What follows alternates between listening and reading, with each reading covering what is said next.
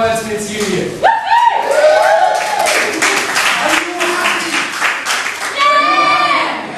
Happy people who make fantastic. Are you all ready to hear some wonderful, fantastic poetry? Yeah! It's called Wordsmiths. She believes in pedantry as pedagogy, lickety-spitly spinning her thread of forward grammar. Not miserly, she indulges idiosyncrasy, a certain jaunty turn of phrase, but one blurt, a split infinitive, and she's on her high horse, figurative. She writes sonnets and odes and epistles, in lovely form double dactyls, creates sestinas, tankers, and villanelles, in perfectly crafted roundels. At night, she dreams of eloping with the team of Countdown, running away with the editor of the OED. She believes in the internet only as a portal to the Guardian Crossway. It's free and she's paused. But this lady grows sad and lonely, with no one to share a page of the most beautiful of poetry written in Shakespeare's age. Out in the town one morning, she spies a badge glinting between the shelves of boggin and chess. Its owner wears corduroy trousers and a jacket with yellow hose, and a badge spelled out the most beautiful words you've ever heard. Grammar Nazi, in loud and proud letters. Well, they lived contentedly after in the publishing house by the sea. For never was a more lovely little girl than that of Wordsmiths and her grandmother.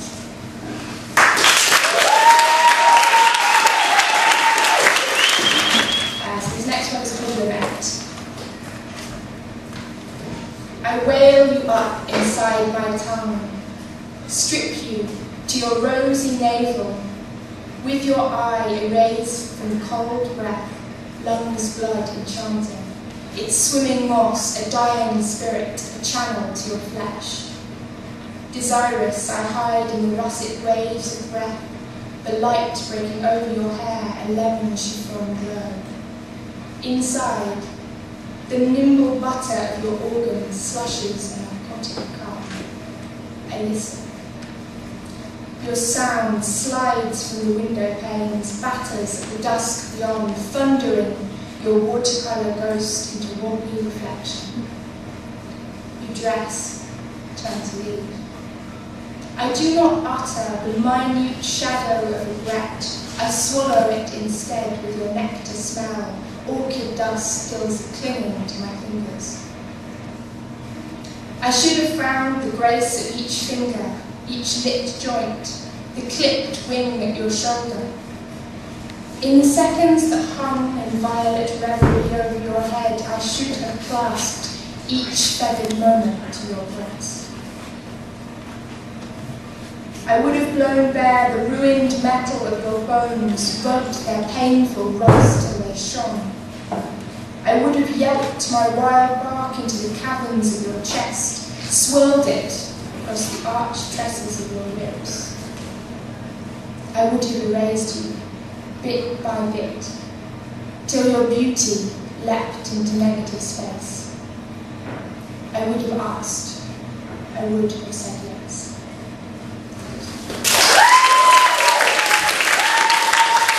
It's my first time ever reading quiet.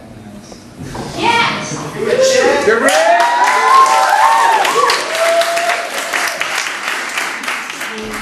This is called Hazy Jane. Can't say. Woozy snoozy, autumn abused me, and when night and day began to blur, Hazy Jane, I turned to her. In a malice we burned together, robbed our clammy selves into one another. Hazy Jane, my blitzed out love.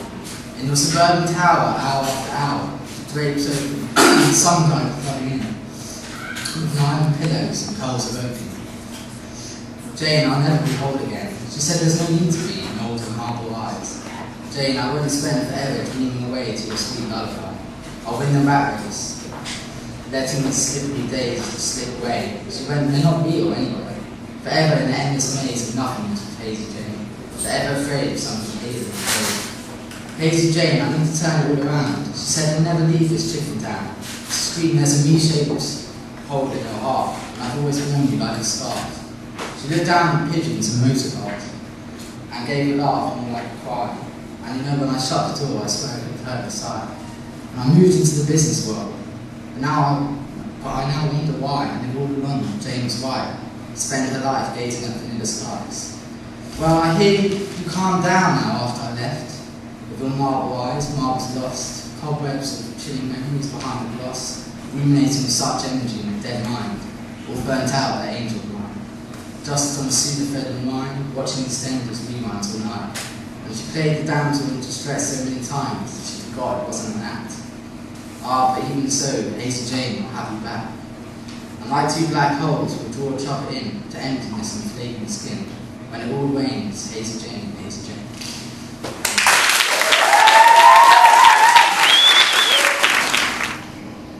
Wie jede Blüte welkt und jede Jugend, im Alter weicht blüht jede Lebensstufe, blüht jede Weisheit auf und jede Tugend zu ihrer Zeit und darf nicht ewig dauern.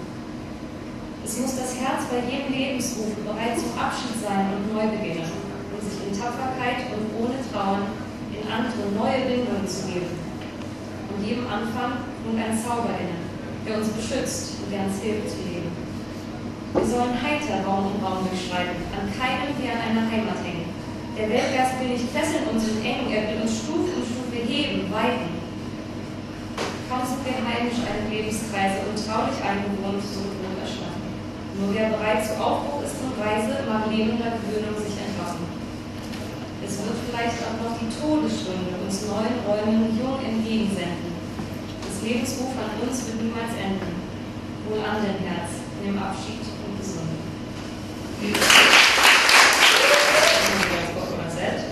So I'll try to translate it. Of course, it's hard with the metaphors and stuff, so if you think something's dodgy, that's a metaphor. And it doesn't rhyme, but I just thought I wanted to give you a sense of them. Alright, so here it goes. It's called Steps. As every blossom wells and youth gives way to age, so blossoms every step in life, every wisdom and every virtue in its time, that may not last forever. With every pause of life, the heart must be prepared to farewell and start anew with bravery and without mourning to enter new and other relations. In every beginning indwells a charm to guard us and to help us live. We want to cheerfully strive from room to room, but attached to none as though it's home. The world spirit does not seek to enchain, constrain, it wants to carry us step by step, expand. Once attached and homely in one place, idleness impends. Only who's ready for departure and a journey may escape this paralyzing habituation. It may even the hour of death still send us young towards new roads. The call of life on us is never ending. Our last heart say farewell and heal. So, I was sitting pensively sipping a double espresso, waiting on an elusive stroke of genius, as if inspiration were a beautiful lady intentionally running late so she can make an entrance. My eyes flicker to the door more times than I would like to admit, until I feel the cool evening breeze she brings with her, and shiver before licking the half-rolled cigarette in my fingertips. I lift my gaze a fraction cracked with passionate anticipation, watching as she strides between the tables before gracing the bar stool next to mine with her presence. And that's as far as I ever got with this poem, because as I wrote that very line, a beautiful Eastern European lady said, "Is this bar stool free?" And I was so caught up in the surrealness of the moment that I never got her number.